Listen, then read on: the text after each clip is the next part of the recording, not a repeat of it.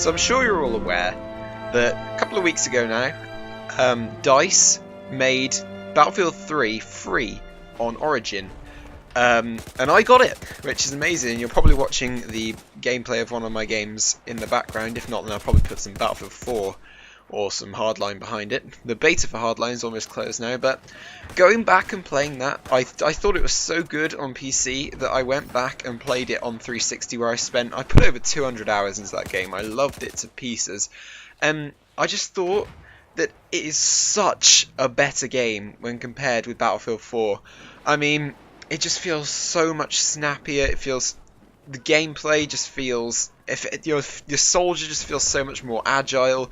The gunplay feels snappier. All the guns feel like they're doing damage and everything.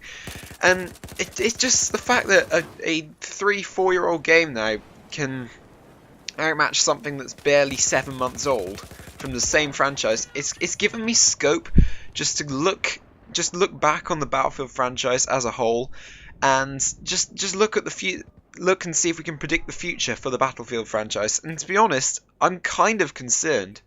So to show you what I'm on about here, I'll give you my brief background as in my Battlefield history.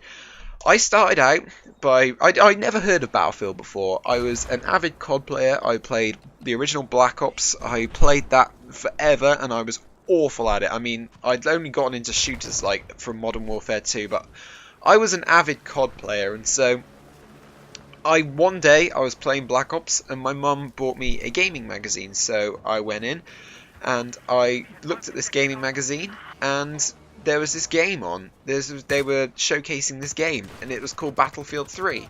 Now at first I thought, what's the point? It's just a military shooter, COD superior. It looks good, granted. And then I read about destruction, and the fact that you could blow up walls, and the fact that you could run through, and you could use tanks and everything in multiplayer, and I was like, whoa, this looks amazing. I don't know why haven't I not got this game yet? And so I instantly got excited for it. But then I realised that there was actually previous Battlefields, hence the name Battlefield 3. Looked back and found the most recent Battlefield was called Battlefield Bad Company 2.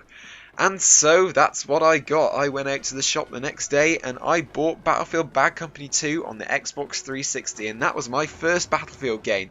Bought 6 or so months before Battlefield 3 actually went into open beta. So I played Battlefield Bad Company 2 all through the summer of 2011, and I sucked at it. I absolutely sucked at Battlefield Bad Company 2. To this day, I went on it the other day actually, and I'm still only like level 4. I spent most of my time up in the UAV, which was hilarious. It was a hilarious little tool, but there was something about that game, even though I did absolutely awful with it. There was something about it, the fact that you could blow up walls, the fact that even on current gen consoles with only like 24 players, the fact that you could just have such an expansive, action-packed adventure almost on the battlefield, something clicked with me. And then towards the time when Battlefield 3 was getting closer and closer to beta, I started playing Bad Company 2 with a friend of mine for the first time, and that's when it really started to kick into me. We were both awful at the game. He'd had it for a lot longer than me, and so he was much better than me. But we both loved it to pieces, and we were sad to see it go. So when Battlefield 3 entered beta, I was happy because it was a new version of the franchise, and it was definitely a step up.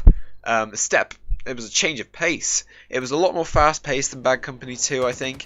But because we only had Operation Metro on Battlefield 3 on 360, it felt a lot different. Like, I spent most of my time in the beta shooting off the tiles, in the pillars in Operation Metro where you can shoot the tiles off of there, and it's like micro destruction. I spent the majority of my time doing that, and I just loved it. I just loved it to pieces still. And then the full game launched, and up until the Christmas of 2011, I played it much like I played Bad Company 2.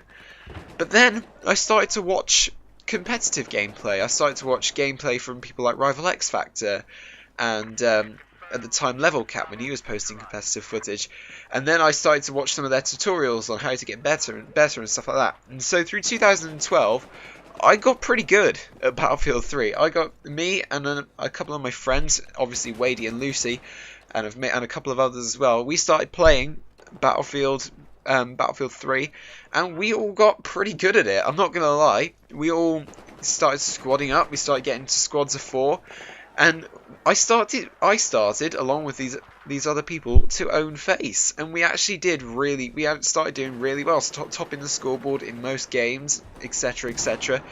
And I really started to enjoy Battlefield 3 at that sort of time, and that's when the core gameplay mechanics such as suppression started to bother me.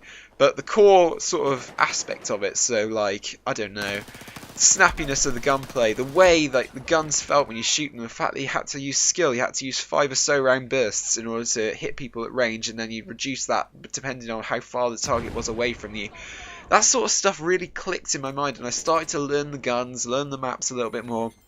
I bought Premium, and I absolutely loved it. And so when Battlefield 4 was announced in 2013, when the March of 2013, when I first saw that reveal, I just got so excited, and naturally I got into the beta because I was Premium, and I honestly thought I didn't play too much of the beta because I was literally going back to school to start year 10 at the time, so it was kind of a hassle for me.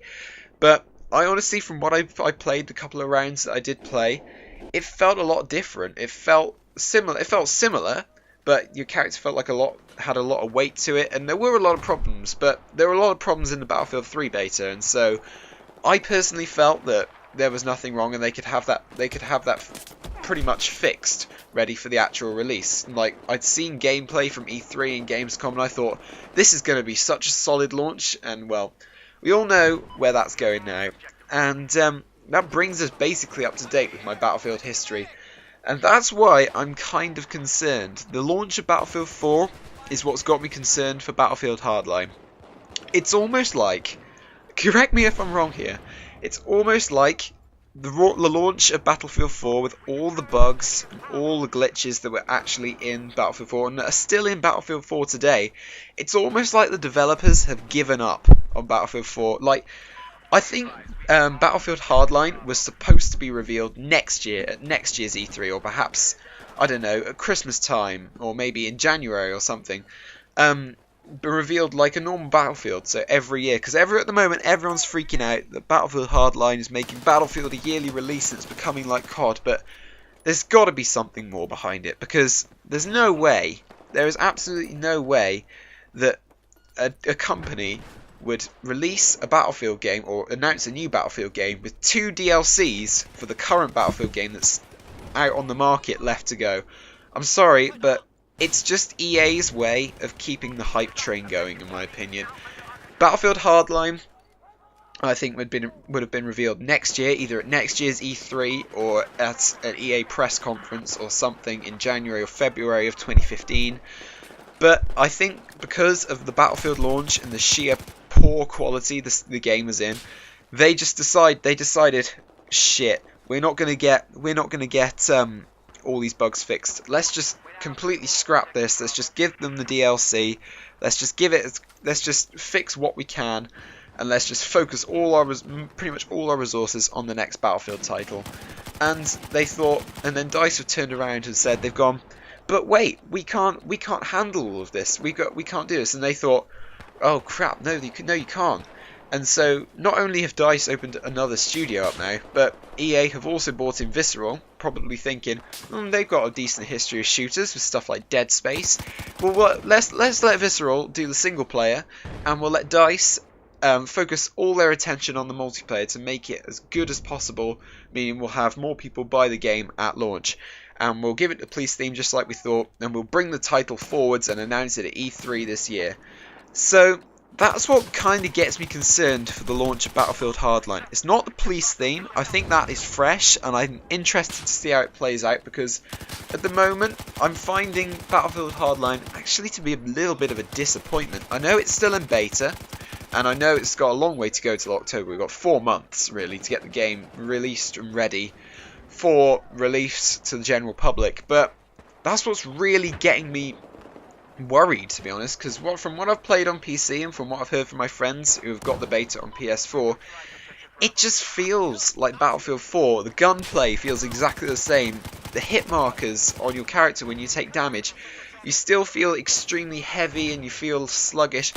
I just wish that we could return to the days of just the snappy gunplay of Battlefield 3, the feel of the guns, the fast-paced action, the gameplay on the maps.